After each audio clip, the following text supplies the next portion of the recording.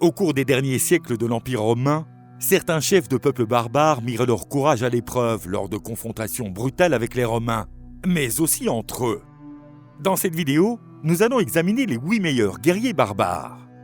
Né dans une famille noble de la tribu germanique des Chérusques vers 18 avant Jésus-Christ, Arminius fut arraché à sa maison par les Romains alors qu'il était enfant et servit dans l'armée romaine.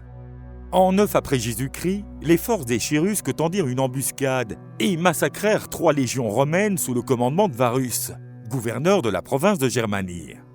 Après une défaite humiliante, au cours de laquelle Varus, vaincu, tomba sur sa propre épée, les Romains se retirèrent et ne tentèrent plus d'autres invasions. Bien qu'Arminius fût salué comme un héros nationaliste lors de l'unification de l'Allemagne à la fin du XIXe siècle, sa réputation fut ternie au début de la Seconde Guerre mondiale, lorsque les Allemands modernes associèrent ses exploits historiques au nationalisme du Troisième Reich d'Adolf Hitler. Comme d'autres femmes celtes, Boadicée jouissait d'une plus grande liberté que beaucoup d'autres femmes dans le monde antique. Elle s'entraînait au combat et au maniement des armes aux côtés des hommes de sa tribu. En 60 après Jésus-Christ, lorsque son mari, le roi Prasutagos du peuple Icénie, mourut sans laisser d'héritier mâle, les Romains en profitèrent pour annexer le royaume, fouetter Boadicée en public et violer 2 de ses filles. En tant que gouverneur de la province romaine, Caius Paulinus était absent de la région. La reine Boadicée mena une rébellion avec le peuple Icénie et d'autres tribus, remportant une victoire sur la 9e légion romaine. Selon l'historien romain Tacite, les forces de Boadicée massacrèrent environ 70 000 Romains. L'un des chefs barbares les plus célèbres, le roi gothique Alaric Ier, prit le pouvoir après la mort de l'empereur romain d'Orient Théodose II en 395, détruisant la paix fragile entre Rome et les Goths.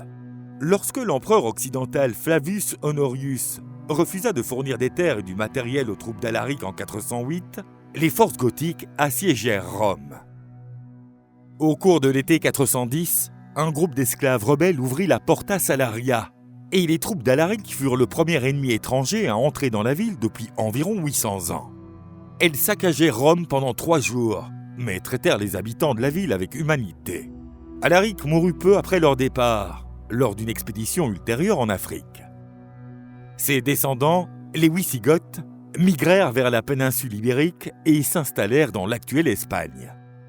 Issu d'une famille royale de Huns, peuple nomade qui vivait dans l'actuelle Hongrie, Attila accéda au pouvoir aux côtés de son frère Bléda en 434 après Jésus-Christ. Ancien allié de Rome contre d'autres groupes barbares, notamment les Burgondes et les Goths, Attila accepta d'importantes subventions en or en échange de ne pas attaquer le territoire romain. Mais il le fit quand même. Après avoir tué Bléda, il prit le contrôle d'un empire qui s'étendait sur toute l'Europe centrale. Plusieurs épisodes compliqués impliquant l'empereur occidental Valentinien III et sa sœur Honoria incitèrent Attila à envahir la Gaule, aujourd'hui la France, en 450.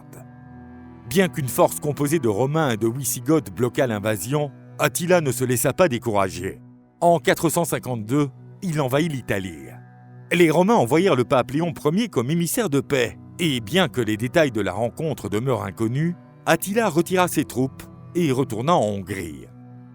En 453, il fut retrouvé mort le matin de son mariage, apparemment victime d'un saignement de nez fatal.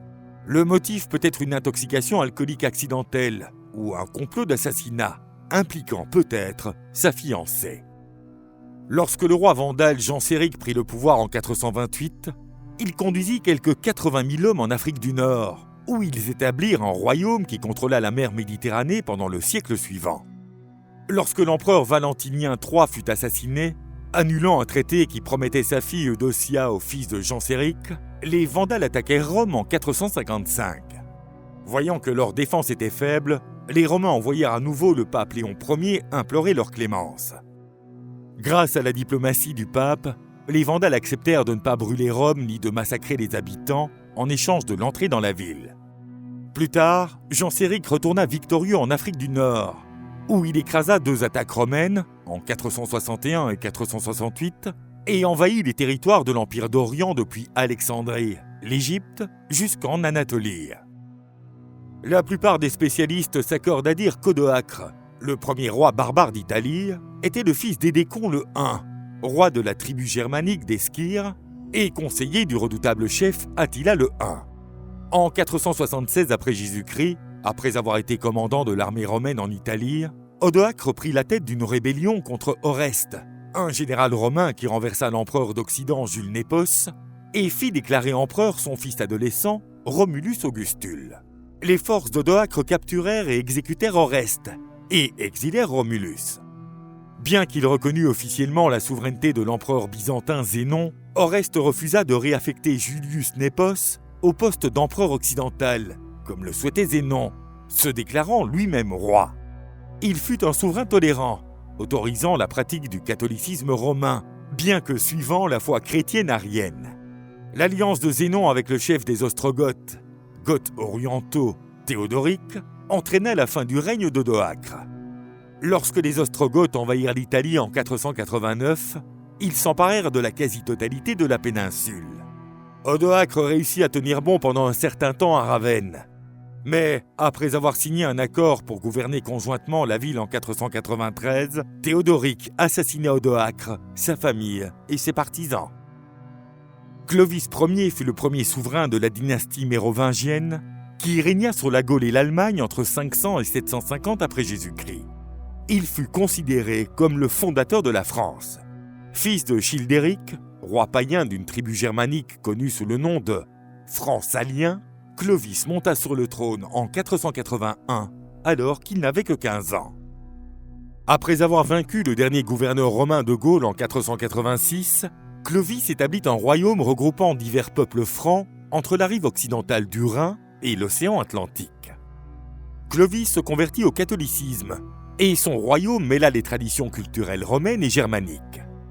Une grande partie du règne de Clovis fut marquée par une lutte de pouvoir avec le jeune roi wisigoth Alric II.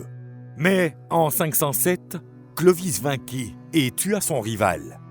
Depuis Paris, Clovis tenta d'étendre son territoire, mais Théodoric, le puissant souverain ostrogoth d'Italie, l'arrêta. Clovis mourut vers 511. Ses descendants mérovingiens régnèrent pendant plus de 200 ans. 18 futurs rois français auraient porté le nom de Louis, une version latinisée de Clovis. Enfant, Théodoric fut envoyé à Constantinople comme otage de l'Empire romain d'Orient pour s'assurer la loyauté de son père, le chef des Ostrogoths Théodémire, en signant un traité romano-gothique. Bien qu'il n'ait jamais appris à lire ou à écrire, il adopta de nombreux aspects de la culture romaine. En 488, Théodoric envahit l'Italie, conquérant la quasi-totalité de la péninsule, ainsi que la Sicile en 493, lorsqu'il manipula et tua son rival Odoacre. La paix régna en Italie pendant les plus de 3 décennies, 33 ans, de pouvoir de Théodoric. Il émit des décrets pour garantir un traitement juridique équitable aux Goths et aux Romains, soulignant que les deux groupes devaient vivre ensemble de manière amicale. Loin du stéréotype brutal du roi barbare, Théodoric porta les robes pourpres qu'affectionnaient les empereurs romains. Après sa mort en 526, on se souvient de lui comme Théodoric le Grand, en raison de son règne pacifique et juste, et de la revitalisation de l'Italie après la chute de l'Empire romain d'Occident.